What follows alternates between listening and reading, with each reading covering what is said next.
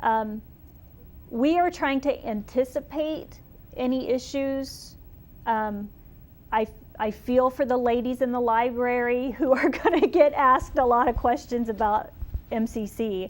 And I did have a couple of conversations while I was out there. I happened to walk out of a store where I had hung a poster, and then I walked back in, and they were saying, oh, I think I'll call this Katie and see if I can reserve the building. And I'm like, oh, shoot, no, don't call that Katie to see if you can use the community center for your graduation party, because this Katie doesn't know if you can. So I think we'll have a few of those issues. And I've met with the library staff, and so they're kind of aware of our process. So if you're not sure, call Jackie, call the library. What's Jackie's last name? Barton. Maybe everybody in Wilton knows that. I don't know if everybody in Tipton would know that or whatever, right, but right. Barton. And unfortunately, I don't have her phone number to give out, but yeah, they know how to get the people connected with us. So we'll just have to all be patient with one another. We'll figure it out. I think the bottom line is we are open to having what the community wants. So let's talk, come and see us in person, give us a call, go to the website. The one program that we've chosen for the non-credit is talking about the Nahant Marsh, which many people, even around here, don't know that we have a marsh, which is an amazing facility. It's near Davenport, but we have an expert who's going to come to Wilton, talk about the marsh, talk about the fact that it was nearly dead. Now they're bringing it back. So hopefully we can do some educational programming about an wildlife area that's near here that people don't even know exists. So just that outreach, that opportunity. It's a beautiful facility. It's just everything is good about it. So what I would love to see happen is for these other communities to say, hey, we want one of those.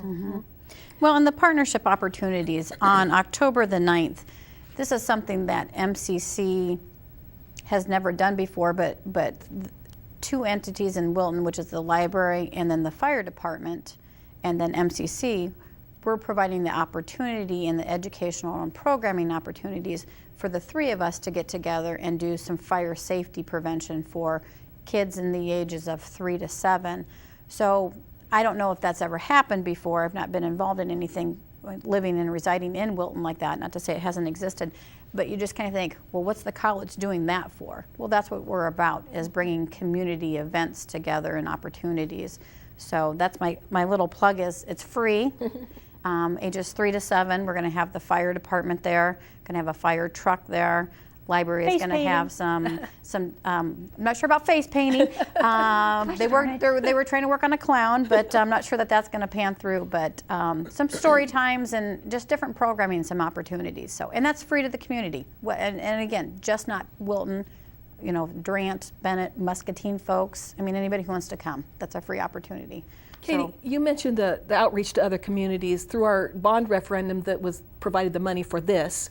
3 years ago, EICCD, Eastern Iowa Community College District, went out for a $33 million bond referendum. And we had not asked our communities for a bond referendum before. That was the first time. And they graciously voted yes. We got the majority vote, and had a positive result on that, and we decided part of that money that we wanted to spend, we wanted to outreach to several communities, not just improve campus facilities, but do a center in Wilton, do a center in West Liberty, do a center in Columbus Junction, because we realized that oftentimes people can't transport themselves to Muscatine who might want to take college classes or non-credit courses. So Wilton is kind of, as you mentioned before, it's kind of the first one, and we look forward to similar things happening in Columbus Junction and West Liberty as well. Well, the community really, that's what makes the difference, is that it isn't the college forcing credit classes on a community. It's the community and that partnership, and it's not just credit. It's not us selling credit classes. It's the education. It's the entire community, from little bitties to senior citizens. And I guess that's something we didn't mention. There's a senior citizen rate where they pay very little to take a credit class. So here you have these older adults who are still feeding their minds and still taking classes for very little money. And how rich does that make your community? So I think this is just a beautiful example. I would encourage these other community leaders, their chambers of commerce. We're looking hopefully to build a performing arts center. I hope anybody in Muscatine who is thinking of that dream, go to this open house. Shelly, tell us the dates and the times for that again. You have to see this facility. Yeah, it's absolutely, like I said before, the wow factor when you walk in and just go, wow, this is huge. And it's this is big. Wilton. And it's in my hometown. Wonderful. October 6th, again, is the specific, that's a Wednesday, specific date. It's from 2 to 7 is the open house. Ceremonies for ribbon cutting is going to be at 6 o'clock. Very good. And that'll be tours of the entire facility. Great. Yeah. Well, thank you. Thank you for joining us for this episode, this very special episode of Fuel Your Mind TV. And Wilton, pat yourselves on the back because you very much deserve this center. You've worked very hard for this center. Thelma and Betty Cram and many, many, many, many other people who have put blood, sweat, and tears into this facility. Kudos to you, to the entire community.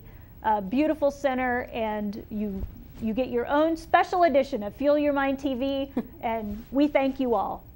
Good night.